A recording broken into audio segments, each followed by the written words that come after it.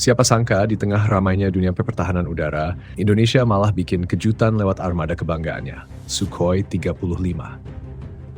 Ya, jet tempur asal Rusia yang satu ini memang terkenal gahar, sangar, dan punya reputasi bikin pilot lawan deg-degan sebelum masuk arena. Padahal kalau bicara soal kecanggihan teknologi, banyak yang bilang F-35 dari Amerika Serikat itu jauh lebih modern, stealth, dan penuh teknologi futuristik. Tapi tunggu dulu, jangan buru-buru menyimpulkan. Ada fakta menarik yang bikin Sukhoi 35 Indonesia justru kelihatan makin menakutkan di mata lawan. Pertama-tama, mari kita lihat dari segi manuver. Sukhoi 35 itu ibaratnya pesenam Rusia yang lentur, lincah, dan mampu melakukan gerakan ekstrem di udara tanpa kehilangan kendali. Salah satu jurus pamungkasnya adalah Pugachev's Cobra. Bayangkan jet tempur meluncur lurus dengan kecepatan tinggi, lalu tiba-tiba moncongnya naik hampir tegak lurus ke atas tanpa kehilangan momentum. Efeknya, musuh di belakang langsung hilang target di radar, seperti kehilangan jejak tikus yang tiba-tiba lompat masuk lubang. Bandingkan dengan F-35 dari Amerika Serikat. Memang jet siluman ini unggul di teknologi siluman, radar canggih, dan sistem senjata yang terhubung dalam jaringan tempur modern.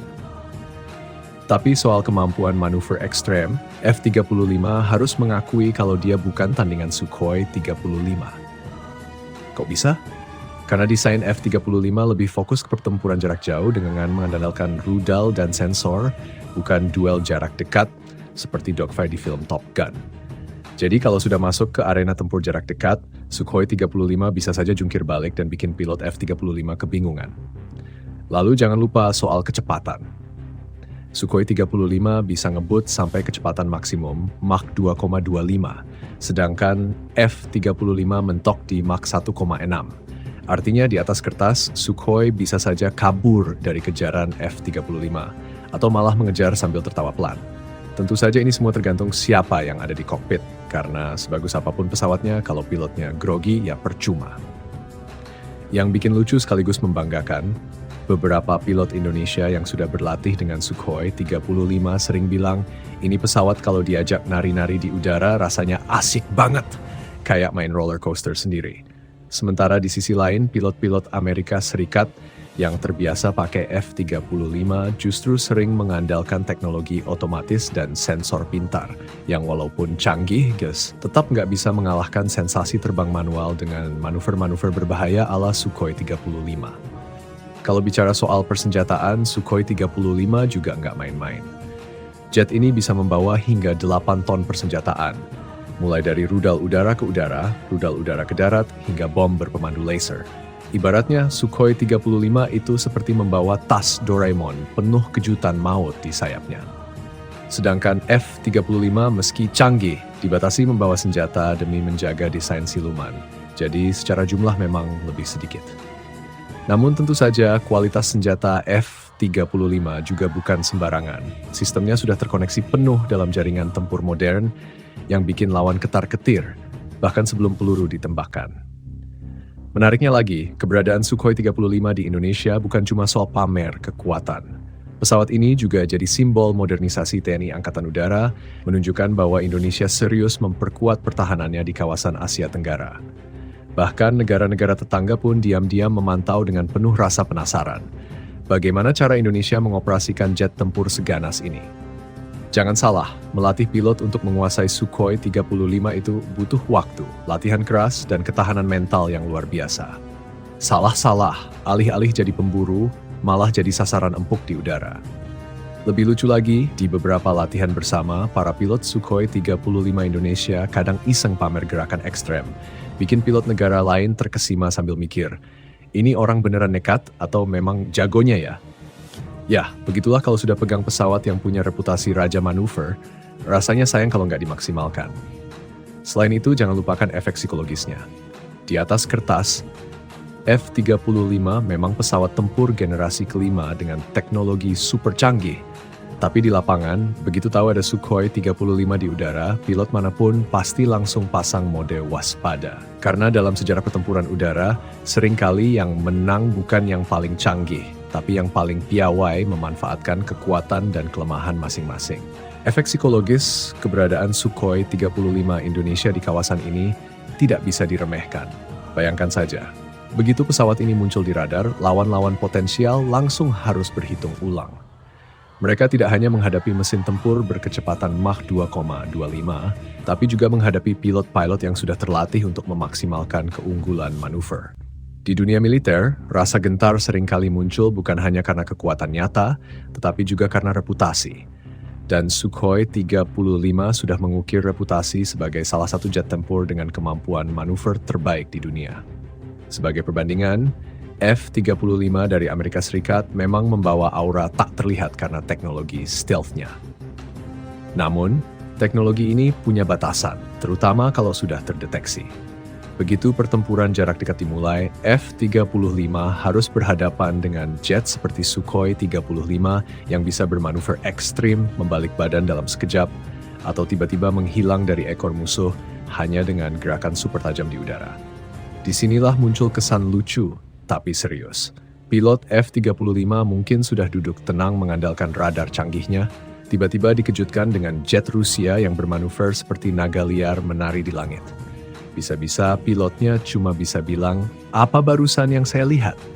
Namun jangan salah, ada juga tantangan besar bagi Indonesia. Merawat Sukhoi 35 bukan perkara mudah. Jet ini bukan motor yang bisa diservis di bengkel pinggir jalan. Setiap komponennya butuh perawatan khusus, suku cadang yang kadang hanya bisa dipesan dari Rusia, dan teknisi yang benar-benar paham seluk-beluk pesawat ini. Jadi, selain membanggakan, memiliki Sukhoi 35 juga adalah tanggung jawab besar. Tidak heran kalau di balik layar, para teknisi TNI Angkatan Udara bekerja keras memastikan setiap jet selalu dalam kondisi prima, siap terbang kapan saya dibutuhkan. Yang menarik, keberadaan Sukhoi 35 juga mengirimkan pesan politik yang tidak bisa diabaikan. Saat negara-negara tetangga mengandalkan armada buatan Amerika Serikat atau Eropa, Indonesia berani tampil beda dengan membawa jet tempur Rusia ke dalam armadanya. Ini mencerminkan pendekatan pertahanan yang lebih beragam, seolah berkata, kami siap bekerja sama dengan siapa saja, asal sesuai kepentingan nasional. Langkah ini secara tidak langsung membuat posisi Indonesia lebih fleksibel dalam percaturan geopolitik kawasan, dan tentu saja memperkuat citra Indonesia sebagai kekuatan udara yang patut diperhitungkan. Kalau kita bicara soal skenario pertempuran, tentu menarik membayangkan bagaimana duel antara Sukhoi 35 Indonesia dan F-35 Amerika Serikat terjadi.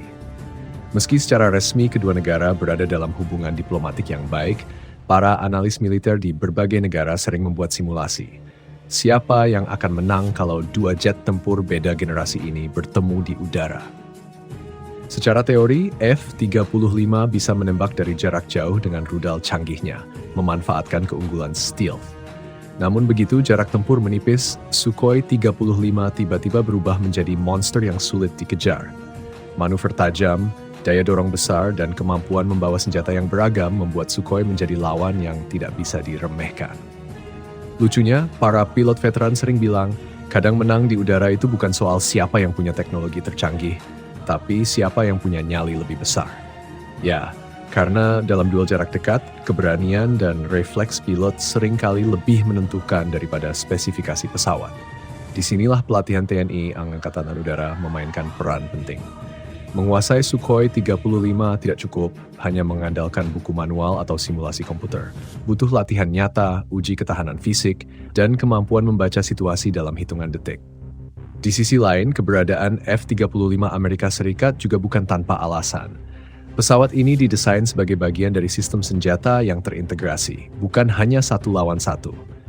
Jadi, dalam skenario perang modern, F-35 akan beroperasi bersama armada lain, saling berbagi data dan informasi untuk mengoptimalkan serangan. Namun dalam skenario duel murni yang disebut dogfight, Sukhoi 35 bisa saja unggul, karena desainnya memang diciptakan untuk lincah dan mematikan di jarak dekat. Yang tak kalah penting, keberadaan Sukhoi 35 juga membangkitkan rasa percaya diri publik.